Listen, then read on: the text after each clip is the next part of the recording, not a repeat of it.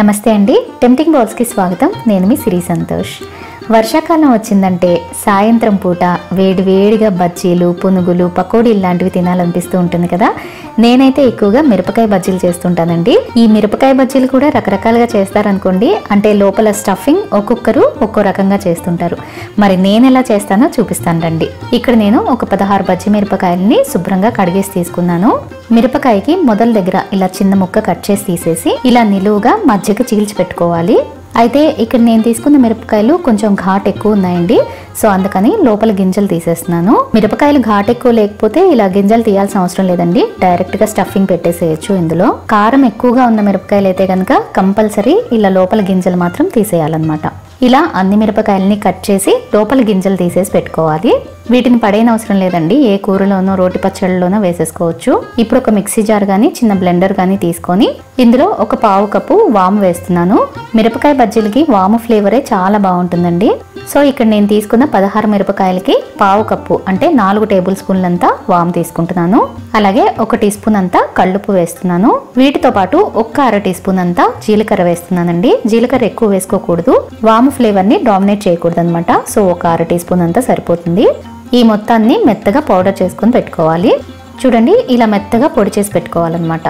నేనైతే ఈ పొడిని కొంచెం ఎక్కువ క్వాంటిటీలో చేసుకొని ఒక గాజు సీసాలో స్టోర్ చేసి పెట్టుకుంటానండి. సో ఎప్పుడు కావాలంటే అప్పుడు ఇన్స్టెంట్గా బజ్జీలకి వాడుతూ ఉంటానన్నమాట.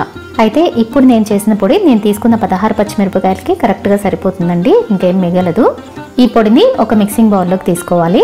ఇప్పుడు ఇందులో ఒక చిన్న నిమ్మకాయ సైజ్ అంత చింతపండుని ఒక పావు గంట సేపు నానబెట్టి పెట్టుకున్నానండి. ఈ గుజ్జుని ఇందులో వేసేస్తున్నాను. వేసేసి మొత్తం బాగా కలిపి పెట్టేసుకోవాలి. ఇలా కొంచెం చింతపండు గుజ్జు కూడా వేయడం వల్ల ఏంటంటే మిరపకాయల్లో ఉండే ఘాటు ఇంకొంచెం తగ్గుతుందన్నమాట. అలాగే టేస్ట్ కూడా చాలా బాగుంటుంది. సో ఇలా చింతపండు గుజ్జు కానీ నిమ్మరసం కానీ ఏదో ఒకటి వేసుకోవచ్చండి. నేనైతే ఒక్కోసారి చింతపండు గుజ్జు వేస్తాను, ఒక్కోసారి నిమ్మరసం కూడా వేస్తుంటాను అనమాట. వేసి మొత్తం ఒకసారి ఇలా చేత్తో బాగా కలిపేసేయాలి. ఇప్పుడు ఇందులోంచి ఒక అర టీ స్పూన్ అంత తీసుకొని మిరపకాయల్లోకి స్టఫింగ్ చేసుకోవాలి. ఇలా అన్ని మిరపకాయల్లోకి స్టఫింగ్ చేసేసుకోవాలి. చూడండి, ఇక్కడ నేను తీసుకున్న మిరపకాయలన్నిటికీ నేను చేసిన స్టఫింగ్ కరెక్ట్ గా సరిపోయిందండి, ఇంకేం మిగలలేదు. అంటే మీకు ఎగ్జాక్ట్ కొలత కోసం చూపిస్తున్నాను అనమాట. ఇలా అన్ని స్టఫింగ్ చేసేసుకున్న తర్వాత పక్కన పెట్టేసుకోండి. ఇప్పుడు ఒక మిక్సింగ్ బౌల్ తీసుకొని ఇందులో 1.5 కప్పుల శనగపిండి తీసుకుంటున్నాను. నేను తీసుకున్న మిరపకాయలకి 1.5 కప్పుల శనగపిండి కరెక్ట్ గా సరిపోతుందండి. ఇందులో 2 టేబుల్ స్పూన్లంతా బియ్యపిండి కూడా వేస్తున్నాను. ఇలా కొంచెం బియ్యపిండి కూడా వేయడం వల్ల ఏంటంటే బజ్జీకి పైన టెక్స్చర్ అనేది మంచి క్రిస్పీగా వస్తుందన్నమాట. అలాగే ఒక్క చిటికెడు అంటే చిటికెడే వంట సోడా వేస్తున్నాను. వంట సోడా ఎక్కువ వేసుకోకండి, ఒక్క చిటికెడు సరిపోతుంది. ఇంతకంటే ఎక్కువ వేసారంటే బజ్జీలో ఆయిల్ ని బాగా పీల్చేస్తాయి అనమాట. సో ఇప్పుడు నేను తీసుకున్న క్వాంటిటీకి ఒక్క చిటికెడు వంట సోడా కరెక్ట్ గా సరిపోతుంది. అలాగే 1.5 టీ స్పూన్ల సాల్ట్ వేస్తున్నాను. సాల్ట్ మీరు చూసి వేసుకోండి మీకు తగినట్టుగా.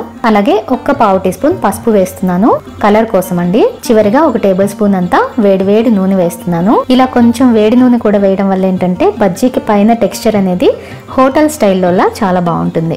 నూనె వేసిన తర్వాత మొత్తాన్ని ఒకసారి చేత్తో బాగా కలపాలన్నమాట. అంటే వేసిన నూనె పిండి మొత్తానికి బాగా పట్టాలి. పిండి మొత్తం ఇలా బాగా కలిపేసిన తర్వాత ఇప్పుడు ఇందులో కొద్దిగా నీళ్లు పోస్తూ పిండిని అస్సలు ఉండలు లేకుండా స్మూత్ బ్యాటర్ లాగా కలిపి పెట్టుకోవాలి. నీళ్లు కొంచెం చూసి వేసుకోండి, ఒకేసారి వేసేస్తే పిండి పల్చన అయిపోతుంది. బజ్జీలకి పిండి పల్చగా ఉండకూడదండి, కొంచెం థిక్గానే ఉండాలన్నమాట. పల్చన అయిపోతే మిరపకాయకి పిండి సరిగా పట్టుకోదన్నమాట. సో అందుకని కొంచెం థిక్ కన్సిస్టెన్సీలోనే పిండిని కలుపుకోవాలి.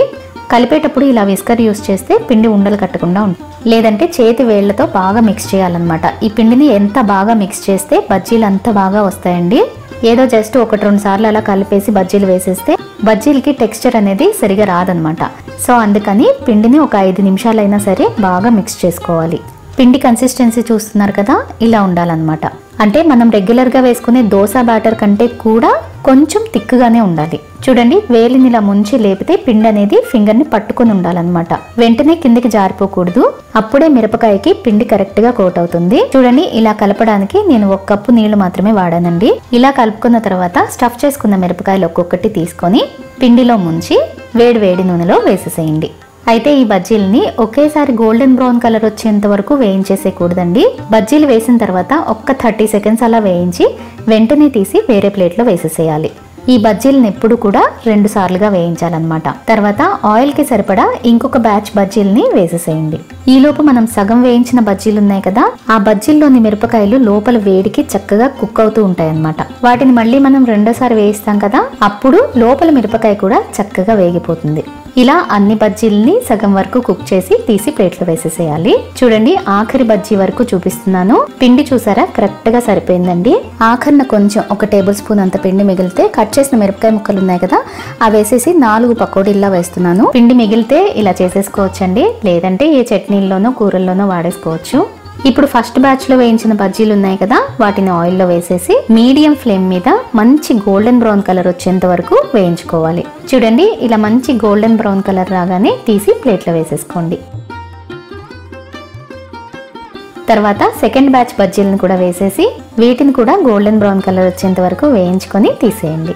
ఇలా అన్ని బజ్జీలని వేయించేసుకోవటమే. ఇంతేనండి, మిరపకాయ బజ్జీలు రెడీ అయిపోయినాయి. బజ్జీలు చూడండి, ఆయిల్ ఎక్కువ పీల్చలేదు, అలాగే వీటిని 2 సార్లు వేయించడం వల్ల లోపల మిరపకాయ కూడా పచ్చి పచ్చిగా లేకుండా చక్కగా వేగింది.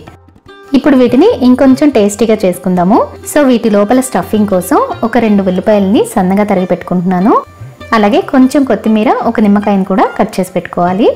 ఇప్పుడు ఒక్కో మిరపకాయ బజ్జీ తీసుకొని ఇలా సెంటర్కి నిలువుగా కట్ చేసి లోపల కట్ చేసిన ఉల్లిపాయ ముక్కలు, కొంచెం కొత్తిమీర, పైన ఒక చెక్క నిమ్మరసం పిండితే చాలండి, అద్భుతం అన్నమాట. ఇంకా కావాలంటే ఇందులో వేయించిన పల్లీలు, ఉప్పు, కారం, ధనియాల పొడి, చాట్ మసాలా లాంటి మసాలాలు కూడా వేస్తారండి. మీకు నచ్చితే వేసుకోండి. నేనైతే ఇలా సింపుల్ గానే సర్వ్ చేస్తున్నాను. ఇంతేనండి, ఈరోజు మా ఇంట్లో వాళ్ళకి నేను చేసిన స్నాక్స్ మిరపకాయ బజ్జీలు. మరి మీరేం చేశారో కామెంట్ చేయండి. వీడియో నచ్చితే లైక్ చేసి అందరికీ షేర్ చేయండి.